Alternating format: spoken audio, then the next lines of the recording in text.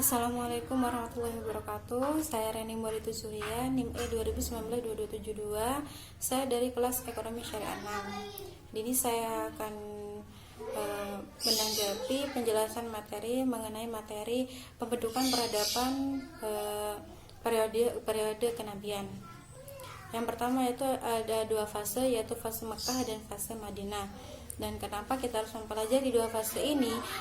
Karena Rasulullah SAW mempunyai metode perjuangan yang berbeda antara fase Mekah dan fase Madinah. Yang pertama yaitu fase Mekah. Fase Mekah di sini ada empat materi. Yang pertama yaitu metode dakwah Nabi Muhammad SAW. Nabi Muhammad SAW dalam berdakwah ada tiga metode yang digunakan. Yang pertama yaitu rahasia. Nah, di mana Nabi Muhammad SAW di sini berdakwah dengan secara rahasia atau secara bersembunyi-sembunyi, di mana Nabi Muhammad SAW mengajak kepada seluruh masyarakat untuk membaca syahadat. Dan yang pertama kali Rasulullah ajak untuk membaca syahadat setelah mendapatkan wahyu dari Allah, yaitu istrinya sendiri, Siti Khadijah. Yang kedua yaitu terang-terangan di Mekah. Maksudnya di sini setelah Umar bin Khattab masuk Islam, Rasulullah SAW mulai berdakwah secara terang-terangan kepada masyarakat di Mekah. Dan Nabi Muhammad SAW berdakwah untuk mengajak mereka membangun peradaban yang baru, yaitu dengan mentauhidkan Allah dan peradaban yang saling mencintai satu sama lain. Yang ketiga yaitu metode yang ketiga yaitu terang-terangan di luar Mekah. Setelah Nabi Muhammad SAW berdakwah secara terang-terangan di Mekah, kemudian setelah itu Nabi Muhammad SAW terang-terangan di luar Mekah dengan mengajak para jamaah haji untuk berdakwah dengan Nabi Muhammad SAW. Yang selanjutnya yaitu fase Mekah yang kedua, yaitu konten dakwah di Mekah yang diajarkan Nabi Muhammad SAW. Yang pertama yaitu pendidikan tauhid dalam teori dan praktik, di mana ilmu merupakan tauhid, tentang mengesahkan Allah. Artinya kita harus meyakini bahwa itu satu. Dan kita harus meyakini dalam hati bahwa Allah itu Maha Esa, dan segala sesuatu yang kita lakukan di dunia itu Allah bisa melihatnya.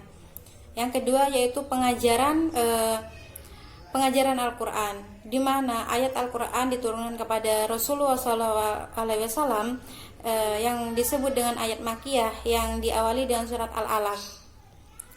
Di mana surat Al-Quran yang diturunkan di Mekah ini berbicara mengenai banyak masalah, seperti membicarakan tentang keberadaan Allah, kekuasaan Allah, dan tentang keesaan Allah.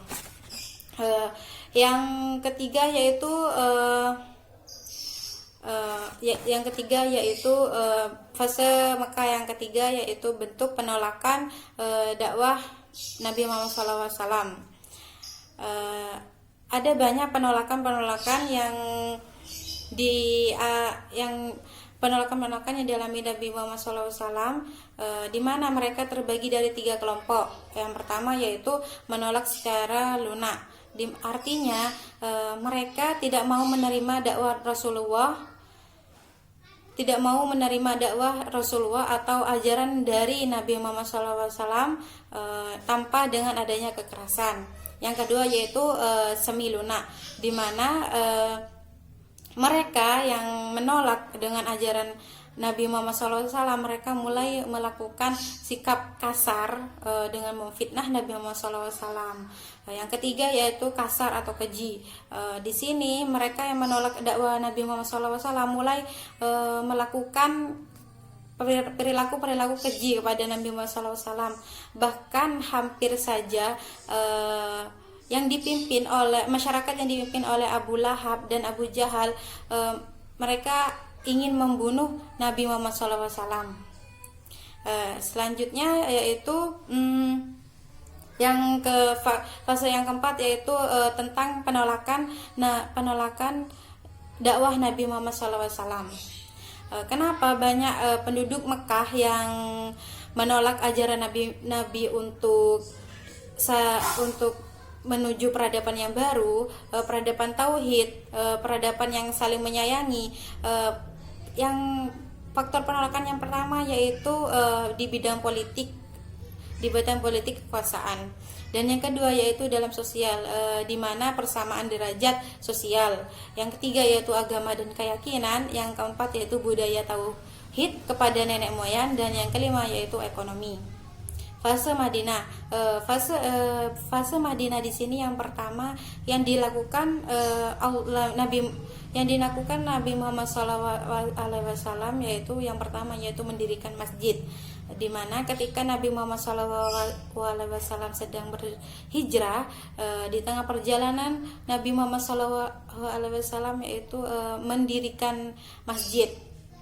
Tujuannya, masjid ini merupakan pusat penanaman nilai-nilai Islam.